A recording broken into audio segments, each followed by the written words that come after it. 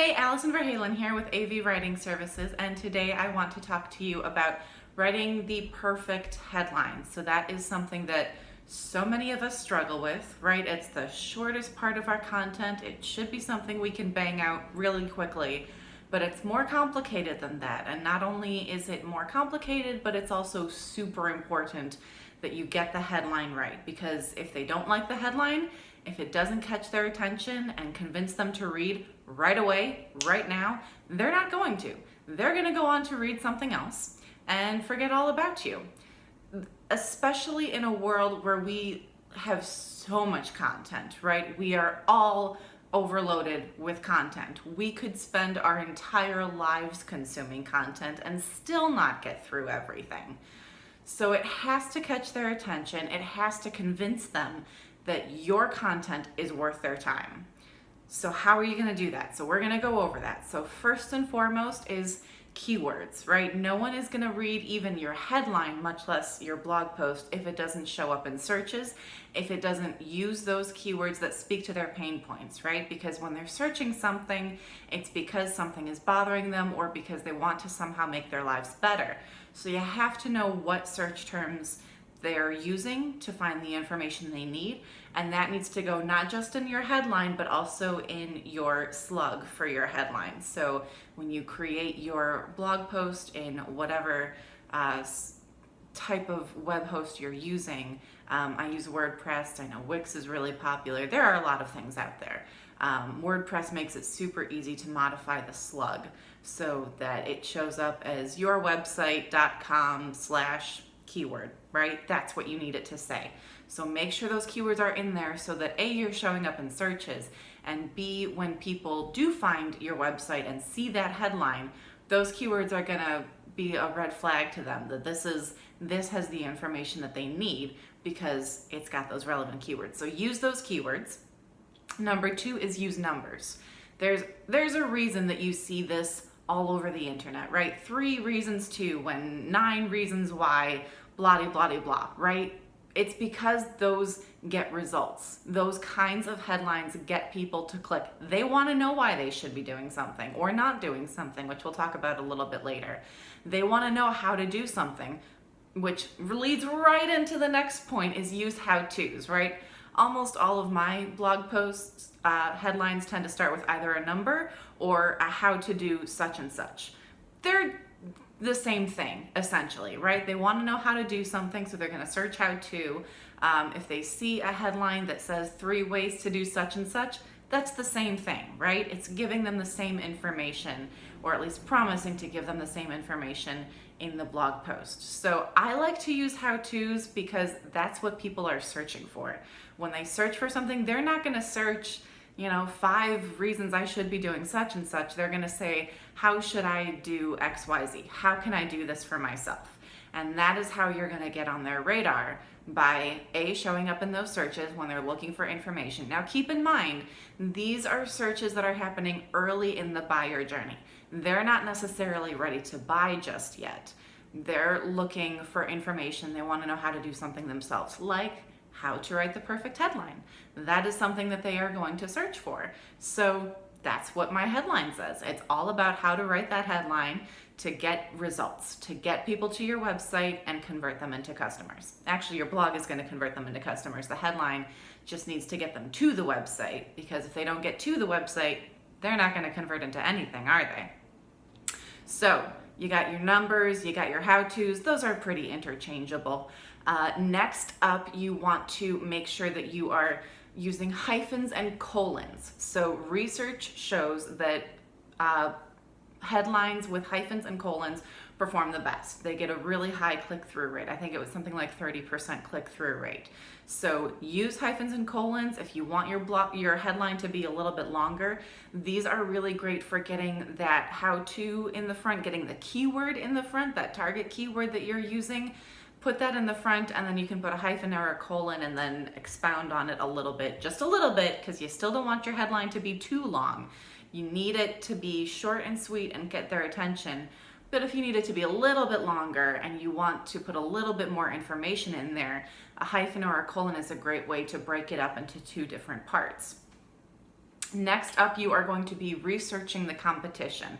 So take that keyword that you researched, that you know has some content out there, but not a ton, and do some research. See what pops up on the first page of Google after the ads. You're always going to have those ads at the top. Skip down to those because those paid to be there. See what shows up organically on the first page of Google and see what their headlines are like, because there are probably going to be some things that they have in common. You're going to see a lot of how-tos and 7 reasons why and all that stuff. So take a look and see. Also pay attention to where the keyword is. A lot of the times the target keyword that you're looking for should be at the beginning of the headline, right at the front. If it's a little bit farther back in the headline, it might have a harder time showing up in searches. But again, research the competition. Make sure that that's actually the case. Don't just take my word for it, because it could be a little bit different for every industry, every keyword, where your buyer is in the buyer journey, all that good stuff. So next up, you are going to want to make it emotional, because that is what marketing is all about, right? People buy based on their emotions. They buy because they have a pain point and or because they want to make their lives better in some way. You gotta motivate them, and you have to target those emotions in order to motivate them. So use those emotional words. And then next up, our next point is to make it negative. So you're going to target the emotions, and I know a lot of us are told to be super happy and peppy all the time. That doesn't necessarily sell, because the market is kind of flooded with the super happy positive stuff, so we're all kind of desensitized to it, right? So it's not as effective as it once was. So go for the negative. Words like never and don't in headlines tend to perform really well, actually. So tell people what they're doing wrong. People love, that's going to motivate people to click and find out what they're doing wrong more than telling them how to do something to make their lives better, right? Because that is work. That is, yeah, my life could be better, but I'm going to have to do all this other stuff in order to make my life better. But if you tell them, don't do these things, or here's what you're doing wrong that's making your life miserable, that's going to be much more powerful, because it alerts them to the idea that they might be responsible for their own results, right? It's something they are doing that is getting a result they don't want. And we want to know. We want to know if we are accidentally becoming our own worst enemy, right? So let them know and put that in the headline. And again, deliver on the promise. Don't make your blog post all sunshine and roses if your headline is negative. Let them know that these are common problems that a lot of your customers are making, a lot of these mistakes that they're making, and you can solve it for them. So put that in there. So next up, you are going to want to test your headline, right? Don't just assume I've got my keyword in there, it's going to be great. You got to test it. My favorite tool to use is CoSchedule's Headline Analyzer. It's free to use. It gives you a score at the top, 1 to 100, 100 being the best, 1 being what are you doing, and it breaks it down for you. It's got the emotional component, so it's telling you if you're using emotions. If you put it in a list form, that how-to and the 7 reasons why kind of headline, it'll give you points for using that, because it knows that those headlines perform really well. It breaks it down for you, and at the end, which we're going to get into a little bit later, it shows you what it looks like in someone's inbox. So if you're emailing that headline to someone, does the whole thing show up, or does it get cut off?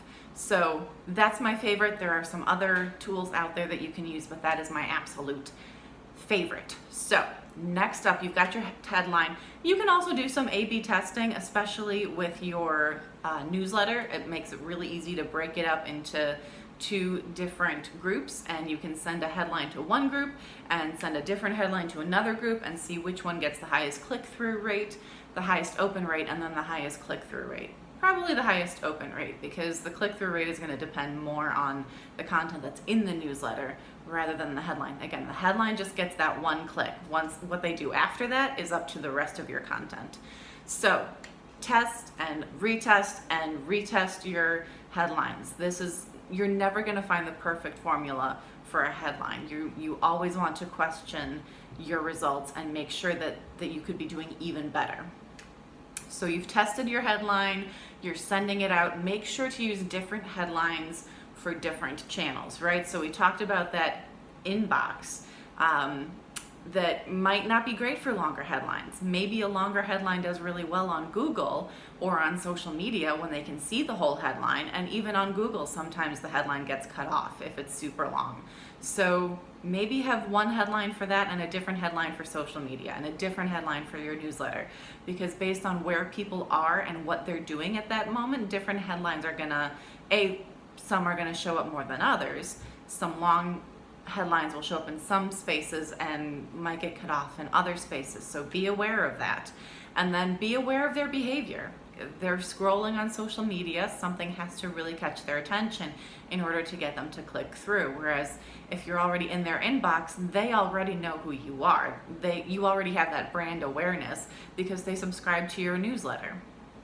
And then again on Google, it's going to be something else entirely, because maybe they don't have that brand awareness. Maybe they don't know who you are, but they're looking for something. They are actively looking for something. And hopefully if you showed up for that search, you've got what they're looking for. You just have to convince them to click through to your website so that you can sell them stuff. So finally, what you need to do after all that, you've tested your headline and you're retesting, and then the very last thing that you need to do to make sure that you have a great headline is to use subheadlines throughout your blog post. You're going to see this in all of my blog posts. I use a bunch of headlines throughout the content, and this is largely because, again, longer posts perform better. Well, if it's super long, no one's going to want to read all of that. But if there's a list, they can skip to the part that makes the most sense to them. Maybe they don't care about keywords, but they want to know more about the hyphens and colons. They want to know more about testing their headlines because they're not sure how to do that. So they can skip right to that section. Headlines make it super skimmable. Those subheadlines throughout the post make it very skimmable. And let's be honest, I know you put a lot of hard work and time and effort into creating that great content, and you want people to read every word. They're not going to. Again, we are super busy, we are overloaded with content, we are not going to read every word. We are going to skim to get straight to the information that we need. And the better you are at making it easy for them to find what they need, the more likely you're going to be to convert that lead. So use those subheadlines. And again, each of those subheadlines is a meta tag for Google. Google scans all your content, but it pays special attention to those headlines, and it grabs that meta tag and says, okay, what's in here? What is this content about? So again, you're going to want to use that target keyword as much as you can in each of your subheadlines to give you a better chance of showing up in relevant searches for that keyword. So that is it. Those are my 10 tips on writing a catchy headline that grabs readers' attention and convinces them to click through to your website. If you have any other questions, you can find me at avwritingservices.com. If you want to reach out to me directly, ask me anything, you can find me at info@avwritingservices.com. That is my email address, and that is it. Have a great week and happy marketing.